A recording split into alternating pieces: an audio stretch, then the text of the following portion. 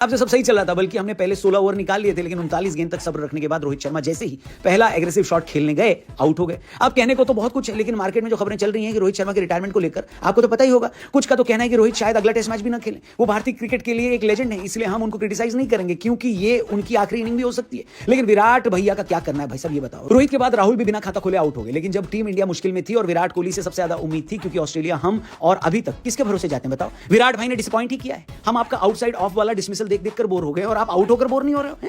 चलो रन नहीं बन रहे, नहीं बनाओ, किसी और तरीके से आउट हो जाओ यार, एलबीडब्ल्यू हो जाओ, बोल्ड हो जाओ, कुछ नहीं तो कम से कम स्टंप से बैट मार के हिट विकेट हो जाओ यार। लेकिन हमें अब इस टॉर्चर से छुट्टी दे दो, हमारा हो गया भाई, माफ करो। मुझे तो ये समझ में नहीं आता कि जब आपको पता है कि टीम को मैच ड्रॉ करना है तो आप जबरदस्ती बाहर जाती गेंद को क्यों छेड़ोगे बताओ, वो भी लंच से पहले के आखिरी ओवर में। विराट कोहली के विकेट के बाद इंडिया का स्कोर हो गया था 3 विकेट के नुकसान पर 33। इंडिया को जीतने के लिए चाहिए थे 307 रन और ऑस्ट्रेलिया को सिर्फ 7 विकेट चाहिए थे जीतने के लिए। जब घर के बड़े संडास मैदान पर कर दें तो छोटों को ही साफ करना पड़ता है। यशस्वी की उम्र सिर्फ 22 है, ऑस्ट्रेलिया दौरे पर भी पहली बार आए हैं, लेकिन मैच्योरिटी के मामले में वो टीम के सबसे काबिल खिलाड़ी दिखाई दे रहे हैं। ऐसा नहीं है कि वो शॉट नहीं लगा सकते। टी20 में सेम गेंदबाज दे दोगे तो लड़का 40 गेंद में सेंचुरी मार देगा, लेकिन मौके की नजाकत यशस्वी ने समझी। लंच से तो पहले एकदम ही स्लो खेल रहे थे, लंच के बाद थोड़ा गियर चेंज किया। ऑस्ट्रेलिया वालों ने हर कोशिश करके देख ली, बोलैंड ने विकेट कीपर को ऊपर बुला लिया तो यशस्वी ने उनको 3 चौके लगा दी। विकेट कीपर को दोबारा पीछे भेजा, स्टार्क ने सिराज वाला टोटका कॉपी किया और गिल्लियां बदल दी। जायसवाल ने दोबारा वापस पलट के रख दी और ये सब करते करते यशस्वी ने एक और हाफ सेंचुरी लगा दी। दूसरी ओर पंत भी खूबसूरत साथ दे रहे थे उनका। पिछली बार आउट होने के बाद सुनील गावस्कर ने जो क्लास लगाई थी उसका असर दिखाई दिया। ऋषभ पंत ने भी एक भी एग्रेसिव शॉट लगाने की कोशिश नहीं करी, जबकि यशस्वी खेल रहे थे तो उनको समझाने गए कि भाई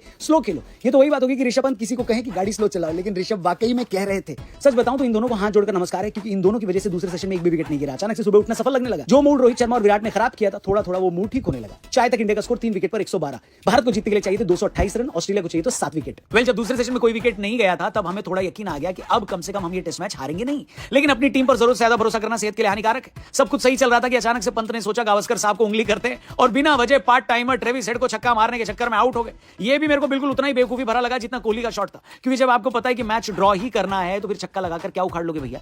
इस शॉट की वजह से टीम इंडिया कॉम्प्लेक्स कर गई। जडेजा, नीतीश कुमार सबके सब निकल गए। सिर्फ थोड़ा बहुत भरोसा यशस्वी पर था, जो कि सेंचुरी के करीब थे। 84 पर खेल रहे थे, 200 से ज्यादा गेंदें खेल रही थी, लेकिन पैट कमिंस की गेंद पर कॉट बिहाइंड की अपील हुई। देखने में तो यही लग रहा था कि बल्ला या ग्लव लगे हैं, क्योंकि साफ साफ एक डिफ्लेक्शन दिखाई दे रहा था, लेकिन ऑन फील्ड अंपायर ने नॉट आउट दिया। मामला थर्ड अंपायर के पास पहुंचा, जिन्होंने अल्ट्रा एज देखी तो उस पर फ्लैट लाइन दिखाई दे रही थी, यानी अल्ट्रा एज के हिसाब से यशस्वी आउट नहीं थे। लेकिन थर्ड अंपायर ने फिर भी उनको आउट दे दिया, क्योंकि रिप्ले में बॉल का डिफ्लेक्शन दिखाई दे रहा था। इस बात पर मेलबर्न में बैठे भारतीय दर्शकों ने चीटर चीटर चिल्लाना शुरू कर दिया। मेरे हिसाब से तो देखो यहां डिफ्लेक्शन दिखाई दे रहा था, लेकिन जब on field umpire not out दे रहा है तो उसको पलटने के लिए आपके पास सॉलिड एविडेंस होना चाहिए था, जो कि थर्ड अंपायर के पास नहीं था। इसलिए कायदे से इसको नॉट आउट दिया जाना चाहिए था रूल के हिसाब से। आपका क्या कहना है कमेंट करके बताना, क्योंकि काफी कंट्रोवर्शियल डिसीजन था जिसने मैच की दशा और दिशा दोनों पलट दी। इसके बाद टीम इंडिया ज्यादा देर खेल नहीं पाई, 155 पर ऑल आउट हो गई। ऑस्ट्रेलिया 184 से मैच जीत गई।